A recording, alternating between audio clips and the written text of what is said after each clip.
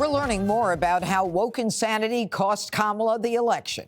And it turns out there's a predictably dumb reason why VP Harris didn't go on Joe Rogan. Her whiny progressive staffers shot it down. A Harris aide explains how, quote, there was a backlash with some of our progressive staff that didn't want her to be on it, and how there would be a backlash. Joe Rogan himself is weighing in on the interview that never was. I'll ask her a question, but I think they had requirements on things that she didn't want to talk about. She didn't want to talk about marijuana legalization, which I thought was hilarious. Why? Like, that's so... Because of her prosecuting record. Oh, well, I mean, that was her old job, though. Yeah. And, you know, she put a lot of people in jail for weed. And there's another huge mistake Harris made. Sunny Hostin is now blaming herself for asking the softball question that many say cost Kamala the election. I followed up because I was surprised at the answer. Look, I think it wasn't so much about the question, but it was really more about the answer. Not a thing comes to mind. Not a thing comes to mind. And that's why I followed up with, is there anything that you would do differently? And the reason I followed up is because, you know, that wasn't a gotcha question. That was a layup, really. It was an important question, and I think one she should have expected. Because that's what I thought. You know, it's not only a question, Jesse, that she should have expected. It's a question that she had been asked before. And, you know, she kept saying that she was bringing change, but she never quite explained the change. Sunny just called Kamala an idiot. That was a nice way of saying, you're an idiot.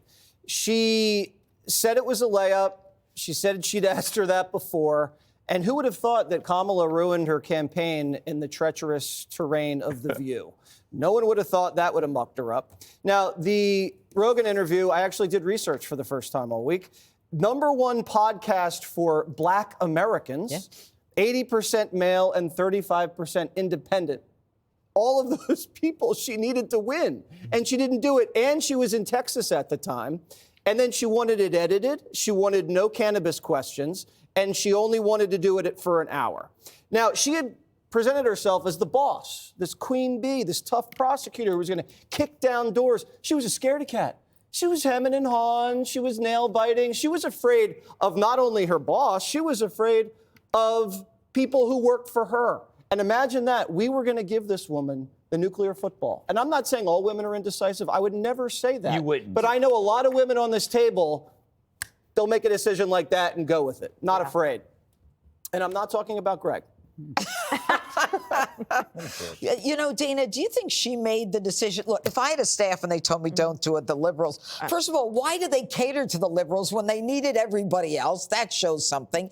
And didn't she know she was going to be the one in charge? Well, they catered to them from the beginning, which is how they ended up in this position in the first place after President Biden took office.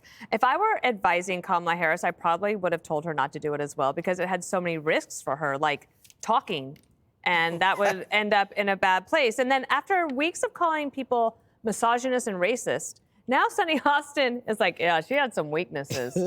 I'm like, wait, what about all the people that you called misogynist and I think also all of this comes from the top, to answer your first question. Like, it all comes from the top.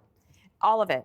Yep. If you look at Trump's nominees, right? Like, who'd you think he was going to be? You thought he was going to, like, he is who he is. And you know that these decisions are coming from him. With her, up until Election Day, you had large swaths of voters saying, yeah, I still don't know enough about her. And that was a decision that her team made, but her team makes it at her direction. The last thing I would point out is you don't want to take questions about the legalization of marijuana. First of all, it's on ballots all across the country. It's on people's minds because of the prosecution. And it's on a lot of people's minds because we're all dealing with it everywhere you walk. You can't get away from it. And it's, I think, opened this Pandora's box. Maybe it was the right thing to do initially, but I don't know how we put the smoke back in the box. Can we make smokeless marijuana? Oh, they have that. Gummies, that's right. They have gummies. Yeah, Can we just like hand those out? You know, Greg, the Dems are worried about the backlash. I mean, to me, it's they're being hoisted on their own petard since they started the cancel culture, the politically correct way of saying things. They have no one to blame but themselves. Well, I just love they thought they could tell Rogan not to bring up pot. That's like telling Jesse he can't talk about himself. I think it was a poison pill, so the interview would never happen. They weren't worried about that topic at all. They were worried about every topic. It could have been crime, immigration, trans. The problem with Kamala is the concept of time.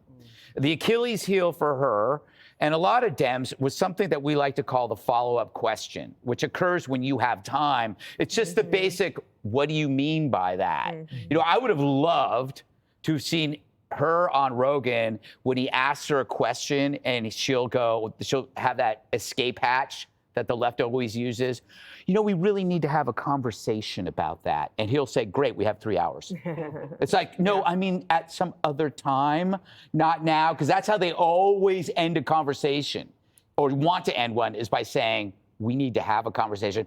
By the way, I don't know if it was a good move, me finding out that there is a TV show about The View behind the table, and that's a producer doing it. That means now I have two like buckets of stupidity to choose from. To know what she's thinking about behind the table is amazing. Behind the table. Behind the table. Double behind. Look at that.